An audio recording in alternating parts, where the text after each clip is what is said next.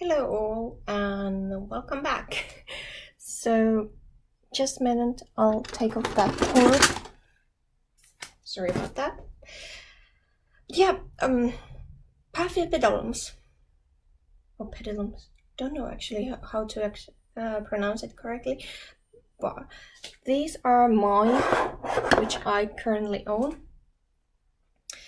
and I'm not quite sure how I'm going to well, we'll see. The thing is, it took me a while to actually go through all of this and think about what to say to you, but I think we can start. Okay, so horrible intro. So anyway, let's get started. So I'm first going to show you the picture of the bloom or something similar when I go to these separate individual plants, but for now you can see the whole group photo of them, and I'll start with the general information which I have gathered. So, well, Paphiopedilums, which are also known as Venus slippers or ladyslippers, it's a genus of subfamily of Cypripedioideae and of the family of Orchidaceae, I guess. Horrible words, but anyway, I just want to know where they stand when I'm talking about plants. It makes it easier to understand them. But yeah, the genus has around 80 accepted taxa, which is like accepted species, I guess it's that sort of thing. There is around, I guess, like 500, but not all of them are accepted. I don't know what that means. I didn't look deeper, but that's fun fact. And it's native to Southeast Asia, the Indian subcontinent, southern China, and New Guinea, and Solomon, and one more island. Oh, and if you want to know what's typical, the type or species of Paphiopedilums, it's Paphiopedilum insigne. I don't have it, but there you go. So mostly they are terrestrials, which I think everybody knows who has ever had paths, but putting it out there. And they live in humus layers on the first floor. Few are epiphytes. I don't think I have them, and some of them are lithophytes. So they are growing around rocks and hills and cliffs, and that.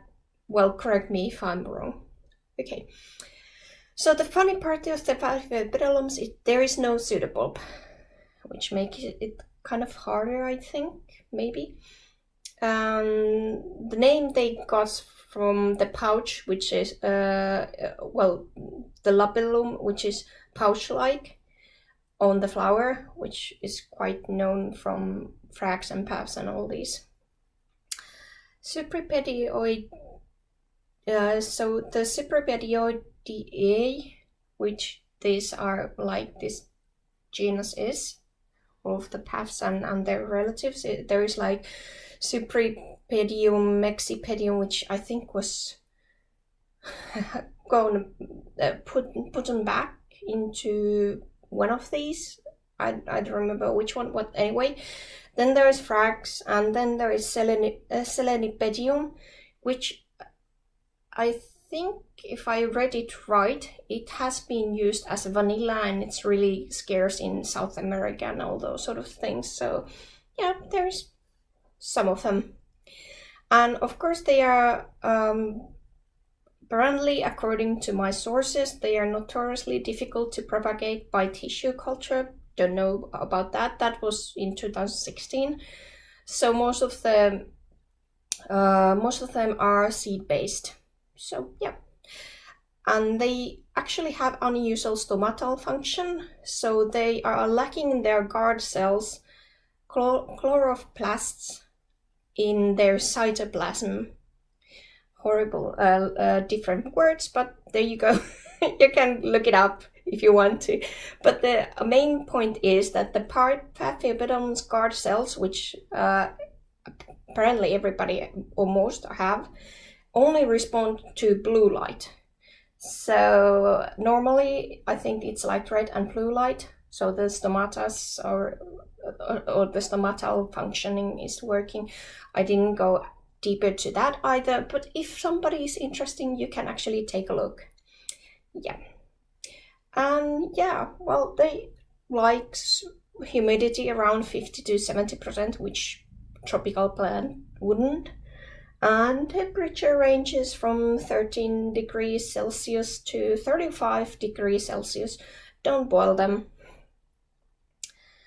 So let's get to specific plants. I'm taking them one by one from there. First, you're going to see the picture of the flower if I have one. I don't have all of them, like haven't been blooming, so it's difficult for me to show you, but you can Google it yourself, and I don't want to lend anybody's picture so that I won't get into trouble. But just a second, here's the first one.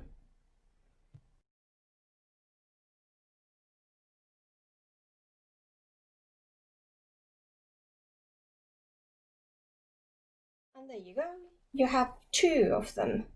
The reason why I have two was because of, as you can see from the photos, I had them, they were in the same pot, but as you can see, if you can actually see, just a second.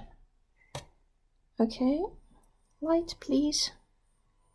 So this one has a bit of mottled leaf. Let's see if I need to take B-roll. I might actually take B-roll because of the lighting issue.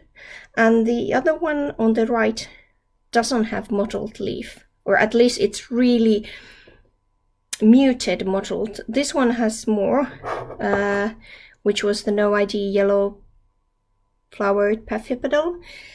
I think, judging by the flower and the size and the way it's grown, it might be one of those, like, either it's the Franz Gans, which was bred in 1993, or it's some other kind of type which is cross of, let me get this backwards bit.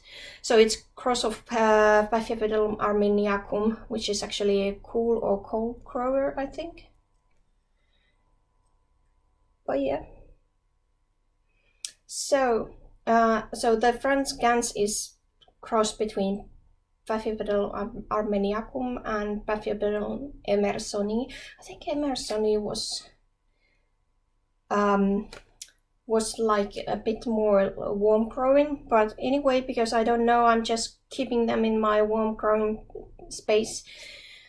They have grown. This one has this new growth. This one just got this new growth. It hasn't been doing anything the past, since November last year. So I just potted it up, and because it didn't die, I'll just keep it there. So yeah. But these were the first ones, and let's move on to the next one.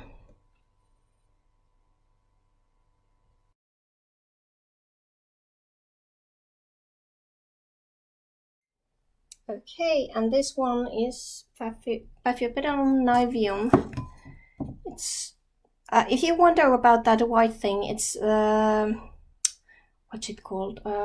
Calcium from seaweed, some sort of like seaweed calcium or something. I got it from Agerne Orchids way back when I was ordering something from them.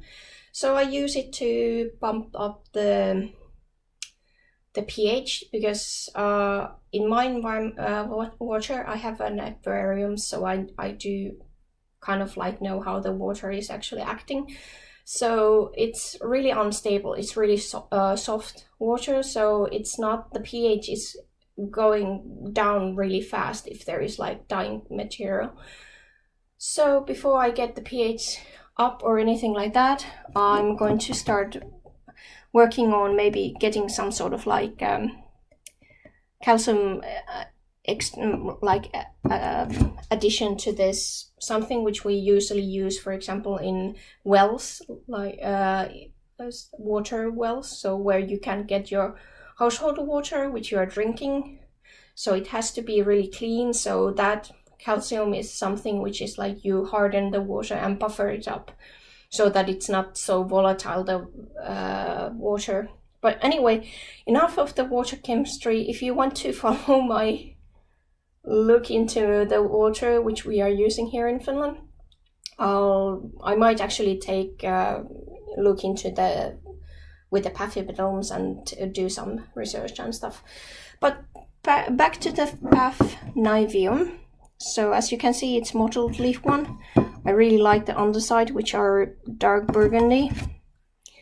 And it's from Thailand Peninsular to Malaysian Peninsular. So it grows on crack of limestone cliffs, limestone. But on the other hand, there's the humus, and also it might be just, there's like really rich, different like nutritional things inside of it. So I have to see it more in order to actually understand, because there is really like a lot of things. Okay, sorry, I'm babbling again. Sorry. So it needs bright light. It's around 10 centimeters across the leaf span, and the flower is around 5 to 7 centimeters across. You actually saw the flower, which is really amazing looking.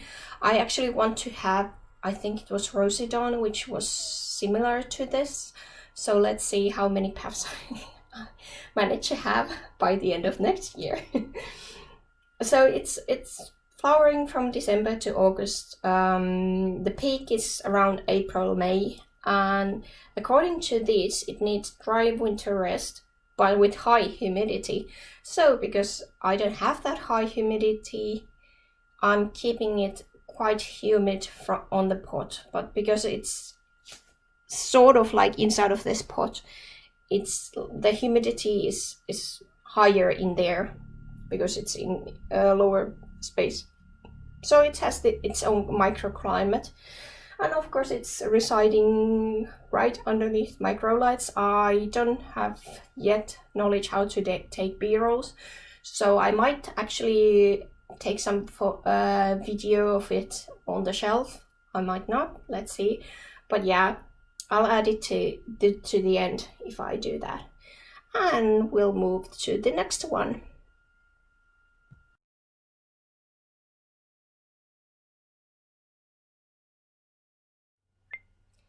And there we are. This one is a bit bigger one. You can see my hand is there. So this is according to more knowledgeable people around Paphiopedilums. This is no idea, of course, but they assume it's the Paphiopedilum Deperle, or Deperle, whichever way you want to pronounce it. I don't know if you can actually read my handwriting, but yeah, there it is. So it's cross between Paphiopedilum delenati and Paphiopedilum primulinum. And there is alba cross, which this one is apparently, and then there's the pink cross. So you have like a bit more pink in the flower. Surprise, surprise. The inflorescence bears many flowers, so it's not just one. There is like coming multiple of them. Summer temperature, it likes to be around 17 to 30 degrees, and winter 14 to 21 degrees. It requires the 4 Celsius difference, so I'm assuming that it's getting that during the winter time and during daytime, because those are a bit heating up the grow lights that I have. So it might, I haven't had the way to measure it yet, but I assume it's going to be a bit warmer during the day and a bit cooler during the night. But anyway, it likes 50 to 70% humidity. Surprise, surprise. And no rest needed for this one, because there are different Paphiopedilums. Yeps. But let's see. I'll try and let's see. This is the newest growth. It hasn't done anything afterwards when it got these 2 new leaves. I'm not sure if it's going to actually grow any new leaf. It had odd kind of like fungal growth on the media. I took it out not a long time ago and it's back. I don't know what sort of symbiotic relationship with that fungal and this Paphiopedilum has, but for some odd reason it's growing on its media, even though I have been using hydrogen peroxide, so I would need to use something stronger if I want to get rid of it. Let's see how it goes. If there's something wrong, it doesn't grow well or something like that, and it stays like this. Now it has been reported twice since it came to me, so of course it's not going to be happy now. So let's see next year how it goes. Paths are slow, so I don't know if it just dies off. But yeah, that was the Deperle. And moving on to the next one. And there she is, or he, or it, whichever way you want to say. So this is Paphiopedilum angel hair. And now we are moving into my warm growing or hot growing Paphiopedilums. Both of them are crosses. This is a bit more known. I think it was 1991 made cross. This came from the swear chair. And it doesn't have any modeling on the leaves or anything like that, so it's quite, and that damage on the left side of the left leaf, it actually had that when it came to me, or came afterwards. I think it was because of the cold chill which they got and which destroyed my my Phalaenopsis. The summer blooming ones, they just melted away, got some sort of black rot thingy. I'm lucky to have this. And this inner leaf just came around when it was like with me, so it's really new. It has grown the leaf span. I think this was like when it first came around there on the bottom. So it's grown like, I would say 3 to 4 centimeters leaf span. So yeah, so the Paphiopedilum angel hair is a cross between Paphiopedilum Saint Swithin, which is crossed from species of Philippinensis and Rothschildianum. We'll come back to Philippinensis later.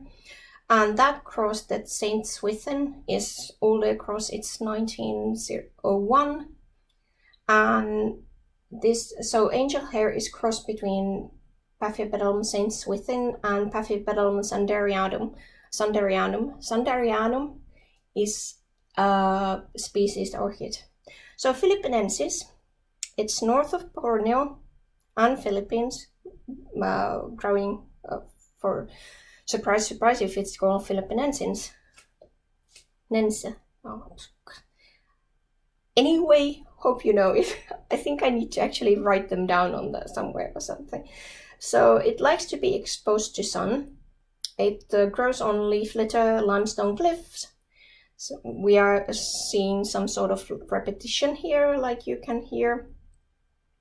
On the other hand, I'm not sure if it was the Borneo and that surrounding, that sort of like older rainforest type, which there isn't that much like nutrition on the ground, because the mountains are so old and there's no new like yeah, that's the reason why there is so many big pitcher plants. Look it up, I'm not sure, but that might explain why they like the limestone cliff and not the bottom of the forest. But yeah, it blooms on summer to fall. Don't quote me on that old forest thing. Yeah. High humidity, of course, like 80. 6 Celsius temperature change, and during the winter time it has to be over 20. So this is hot growing. It really likes it hot. and it's underneath my grow light, right underneath it, so, or a bit further away, but yeah. The Paphiopedilum Rothschildianum, which is the cross with the Philippinensis, which makes the saint's within, which makes the part of the angel hair. Hopefully it's mixed enough. So anyway, it's again north of Borneo, near flowing waters. All of these actually are thermophilic. So I'm not actually sure if it's like the other way around. I do know that it's heat tolerant, and some bacteria are like that. So you have to look more into that. But all of these, like which I'm now talking about, the Philippinensis, Rothschildianum, and Sanderianum, they are thermophilic. It needs cold resting period, which is odd, and it needs like 10-degree variation between the day and nighttime temperatures, and likes, of course, high humidity. I'm hoping because Philippinense and Rothschildianum is cross behind this, and there is one other, this Paphiopedilum Sanderianum. I don't need to rest it, hopefully. Let's see. And then the other one of this cross, the Paphiopedilum Sanderianum, which is pollen barren. Yeah, I think. Yeah. So soon it's known already during the 19th century, but soon after the 20th century started, it was lost in cultivation, and it was thought it was lost in the nature as well. But they found it again, 1978, in nature. So now I think it's conservated or something like that. But yeah, it's hot to warm growing and doesn't need that much light as, for example, Philippinensis. And flowers from spring to winter, most of these are doing that. And the daytime difference needs to be 7 to 8 Celsius, and of course this is again above the 20 degrees, maybe closer to 19, but not, I don't think it needs lower than 18, not sure, didn't mark them. But yeah, oh yes, and the humidity percentage needs to be 80 to 85. Splendid. So yeah, this is the Paphiopedilum angel hair. Looking forward to see this growth, and we'll see the last one, which is coming next. Just a second. Okay, this is so huge that it cannot even fit. So the picture, it goes higher. Yeah, so that's the leaf span. My hand is in here, so it's how much I would say? Over 25 25 centimeters, approximately 20, something like that. So this is unnamed crossed Paphiopedilum Philippinense and crossed with wilhelminae, something like that. But yeah. So let's, the Philippinenses I talked to you before with the angel hair. I really like the Philippinense, how it looks, and I don't know why I did take the crosses and not like try to take the species, but sometimes I just like the primary crosses, for example. It's really interesting to see how they develop and what sort of like influences their parents or have, and so on and so forth. This I had to put into smaller pot because it was originally a bit too big of a pot. I think this one is again the cold damage which came. It spread a bit. This was the orchid hole which came during the Easter time. which is notoriously cold spill in Finland, and I don't do that anymore. So I'm going to order either, I'm going to order after the Easter, because the weekend it's always horrible. But yeah, so this cold damage, there's something a little bit there, so it has grown a lot. I think I might find a picture for you to show it before. I might have not done that. It depends. You might have seen it already. So yeah. So let's talk about the Paphiopedilum wilhelminae, which is it was the seed parent. Isn't that seed parent? It's the last one named. Yeah.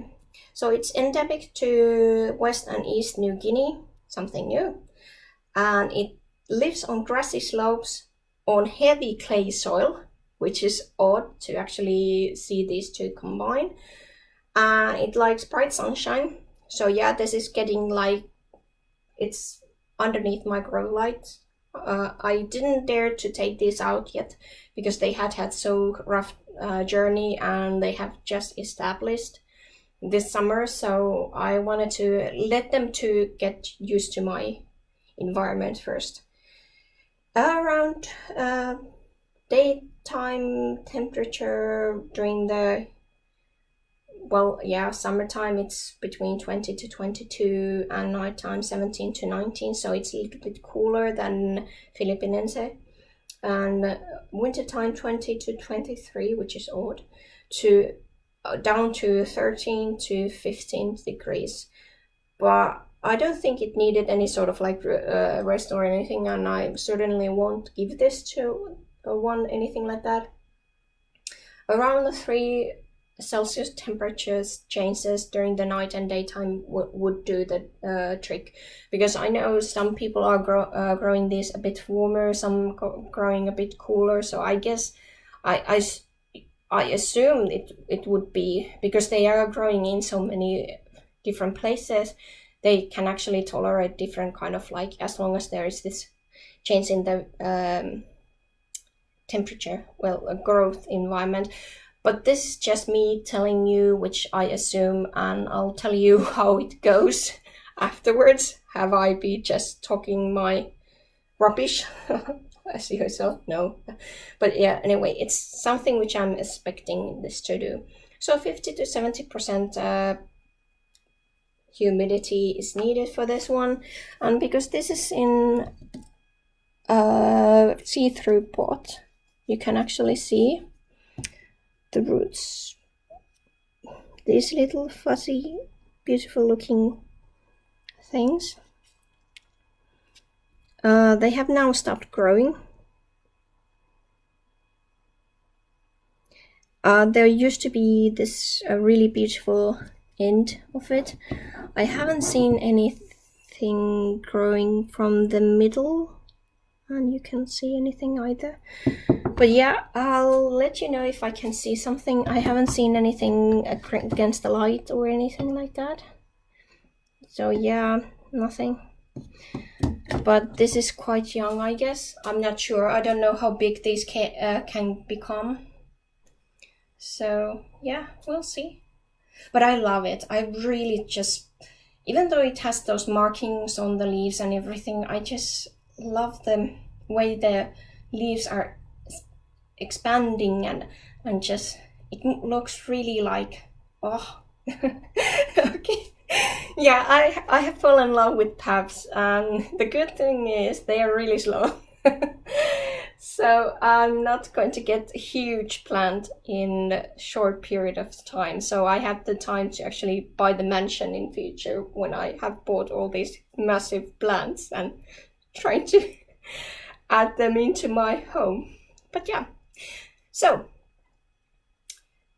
and next I think I could take the outro. So thank you for watching, and I really appreciate the ones who are actually have been watching all the way from when I started this YouTube channel.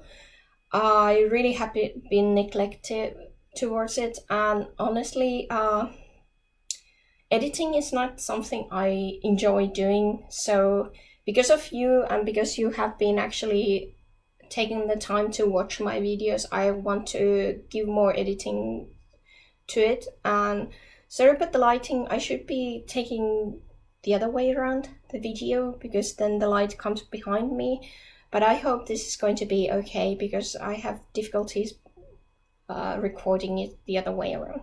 But yeah, thanks for watching, and we'll see you next time. Bye.